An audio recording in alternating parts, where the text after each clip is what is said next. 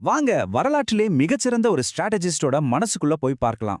அதிகாரம், அரசியல், வாழ்க்கை இது எல்லாத்த பத்தியும் அவர் சொன்ன காலத்தால் அழியாத சில உண்மைகளை தெரிஞ்சுக்கலாம்.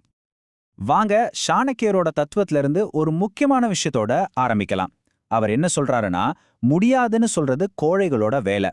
ஆனா தைரியமும் அறிவும் இருக்கிறவங்க தனக்கான வழிய தானே உண்டாக்குவாங்க.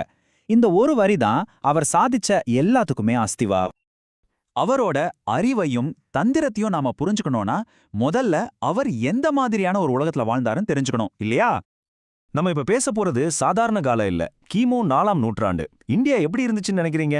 ஒரே நாடா இல்ல, சின்ன சின்ன ராஜ்யங்களா பிரிஞ்சு ஒண்ணுக்கொன்னு சண்டை போட்டுக்கிட்டு இருந்துச்சு. ஒரு தேசம், ஒரு ஒற்றுமைங்கிற பேச்சே அப்ப கிடையாது. ஒரு நிலையான ஆட்சியே இல்ல.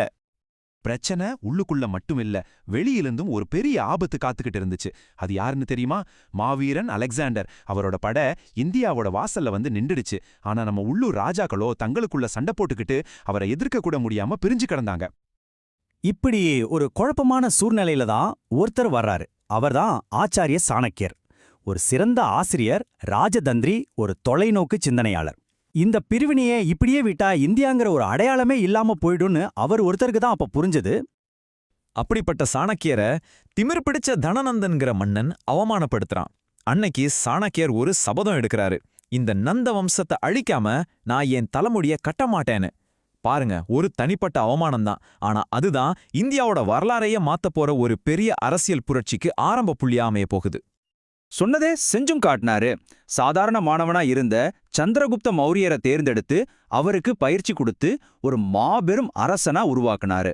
பிரிஞ்சு கிடந்த ராஜ்யங்களை ஒன்னு சேர்த்து இந்தியாவுல ஒரு மிகப்பெரிய சாம்ராஜ்யத்தை நிறுவனாரு. இப்படிதான் அவரோட சபதம் செயலானது. சரி, இவ்ளோ பெரிய விஷயத்தை சாதிக்க அவர் என்ன செஞ்சாரு? அவர் பயன்படுத்தின அந்த பிளேபுக் என்ன? அதுதான் நீதி. வாங்க அத பத்தி தான் இப்ப பார்க்க போறோம். அப்போ நீதினா என்ன? அது ஒண்ணும் இல்ல, அரசியல், ராஜதந்திரம், அப்புறம் வாழ்க்கைக்கு தேவையான நடைமுறை அறிவு, இது எல்லாத்தையும் பத்தின கொள்கைகளோட ஒரு தொகுப்பு. உலகத்துல எப்படி நடந்துக்கணும், எப்படி ஒரு நல்ல அரச உருவாக்கணுங்கிறதுக்கான ஒரு முழுமையான வழிகாட்டி தான் இந்த நீதி. சாணக்கியரோட தத்துவத்தோட ஆணிவேர என்ன தெரியுமா? மனுஷங்களோட குணத்தை பத்தின ஒரு ஆழமான, அதே சமயம் எந்த விதமான சென்டிமெண்ட்டும் இல்லாத ஒரு புரிதல் தான். இப்போ நீங்க பாக்குற இந்த ஸ்லோகம் சாணக்கிய நீதியிலிருந்து ஒரு முக்கியமான எச்சரிக்கை. இதுல 4 விஷயங்களை மரணத்துக்கு சமமான ஆபத்துன்னு சொல்றாரு. அது என்னென்னு அடுத்த ஸ்லைட்ல விரிவா பார்க்கலாம்.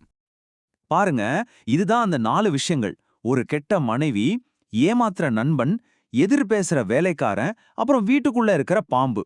இத 4 கூடயும் வாழறது சாகறதுக்கு சமம்னு சொல்றாரு. இது எல்லாமே நம்ம கூடவே இருந்து நம்மள அழிக்கக்கூடிய ஆபத்துகள். சரி, ஆபத்தை சொல்லிட்டாரு. அப்ப உண்மையான விசுவாசத்தை எப்படி கண்டுபிடிக்கிறது? ஆபத்து இதுதான்னு சொல்றதோட ஒரு நிறுத்தல, ஒருத்தர் உண்மையிலே விசுவாசமானவர் தானான்னு சோதிச்சு பார்க்கறதுக்கும் ஒரு வழியை சொல்லியிருக்காரு. சாணக்கியரோட லிட்மஸ் டெஸ்ட் இதுதான். ஒருத்தரோட உண்மையான குணம் எப்ப தெரிய வரும்? கஷ்டமான நேரத்துல தான். ஒரு வேலைக்காரனை அவனோட கடமையை செய்யும்போது சோதிக்கலாம், ஒரு சகோதரனை ஒரு நெருக்கடியான நேரத்துல சோதிக்கலாம், ஒரு நண்பனை நமக்கு கஷ்டம் வரும்போது சோதிக்கலாம். அதே போல ஒரு மனைவியை நம்மளோட செல்வம் போனதுக்கு அப்புறம் தான் சோதிக்க முடியும். பாத்தீங்களா, அழுத்தம் வரும்போது தான் உண்மையான முகம் வெளியே வரும். சரி, இதிலிருந்து நம்ம அன்றாட வாழ்க்கைக்கு தேவையான சில அறிவுரைகளை பார்க்கலாம் வாங்க. ஒரு நல்ல வாழ்க்கைக்கு அவர் என்ன சொல்றாரு? இப்ப பாருங்க, நம்ம ஒரு வீடு வாங்கணும்னா என்னெல்லாம் பார்ப்போம்? சாணக்கியர் அதுக்கு ஒரு செக்லிஸ்டே கொடுத்திருக்காரு. நீங்க குடியிருக்கிற இடத்துல பணக்காரங்க இருக்கணும், அப்பதான் வர்த்தகம் நடக்கும். அறிவுக்கத்துக்கு ஒரு அறிஞர் வேணும், சட்ட ஒழுங்குக்கு ஒரு அரசாங்கம் வேணும், வளங்களுக்கு ஒரு நதி, ஆரோக்கியத்துக்கு ஒரு டாக்டர். இந்த 5ம் இருந்தாதான் அது ஒரு நல்ல சமூகம், அங்க வாழலான்னு சொல்றாரு. எவ்வளவு பிராக்டிக்கலா இருக்கு பாருங்க. ஒருவேளை ஒரு பெரிய ஆபத்து வருதுன்னு வைங்க, அப்போ எதை முதல்ல காப்பாத்தணும்? அதுக்கும் சாணக்கியர் ஒரு படிநிலைய சொல்றாரு. இந்த ஸ்லோகமா தான் சொல்லுது, கஷ்ட காலத்துக்காக பணத்தை சேமிச்சு வை. தேவைப்பட்டா அந்த பணத்தை இழந்தாவது உன் குடும்பத்தை காப்பாத்து. ஆனா உன் குடும்பத்தையும் பணத்தையும் விட முக்கியம் நீதான். நீதான் முதல்ல காப்பாத்திக்கணும். சோ இதுல இருந்து நாம புரிஞ்சுக்க வேண்டிய முக்கியமான விஷயம் என்னன்னா, சுய பாதுகாப்பு தான் எல்லாத்துக்கும் மேல.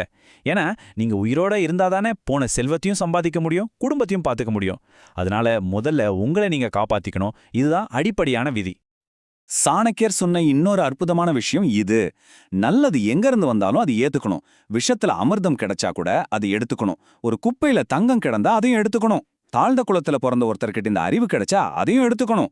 ஏன், ஒரு கெட்ட குடும்பத்துல இருந்து ஒரு நல்ல பொண்ணு கிடைச்சா அவளையும் ஏத்துக்கணும். பொருளோட மதிப்பு முக்கியம், அது வர இடம் இல்ல. அந்த காலத்துல இது எவ்வளவு பெரிய புரட்சிகரமான சிந்தனைன்னு யோசிச்சு பாருங்க. சரி, இதெல்லாம் கேட்டுட்டு உங்களுக்கு ஒரு கேள்வி வரலாம். 2300 வருஷத்துக்கு முன்னாடி எழுதின இந்த விஷயத்தை எல்லாம் ஏன் இன்னைக்கும் நாம பேசணும்?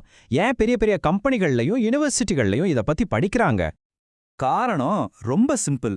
அவரோட போதனைகள், அதாவது அரசு நிர்வாகம், மனுஷங்களோட குணம், தர்மம் பத்தின விஷயங்கள் எல்லாமே காலத்தால் அழியாதது. ஏன்னா டெக்னாலஜி மாறலாம், அரசியல் மாறலாம், ஆனா மனுஷங்களோட அடிப்படை குணம், தலைமை பண்புக்கு இருக்கிற சவால்கள் இதெல்லாம் என்னிச்சம் மாறாது இல்லையா? பலர் சாணக்கியரை ஒரு இரக்கமில்லாதவர், ரொம்ப கடுமையானவர்னு நினைக்கிறாங்க. ஆனா அவரோட கடைசி இலக்கு என்ன தெரியுமா? ஜன் கல்யாண், அதாவது மக்களோட நலன். ஒரு நிலையான வளமான சமூகத்தை உருவாக்கணுங்கிறது தான் அவரோட ஒரே நோக்கமா இருந்துச்சு.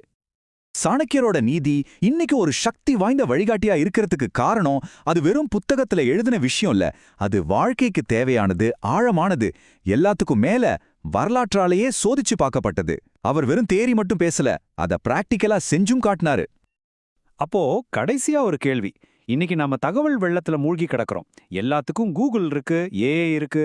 இப்படிப்பட்ட ஒரு உலகத்துல நமக்கு தேவையான உண்மையான வழிகாட்டுதல் இந்த மாதிரி ஆயிரக்கணக்கான வருஷத்துக்கு முன்னாடி எழுதப்பட்ட ஒரு பண்டைய ஞானத்துல இருக்குமா? நீங்க என்ன நினைக்கிறீங்க?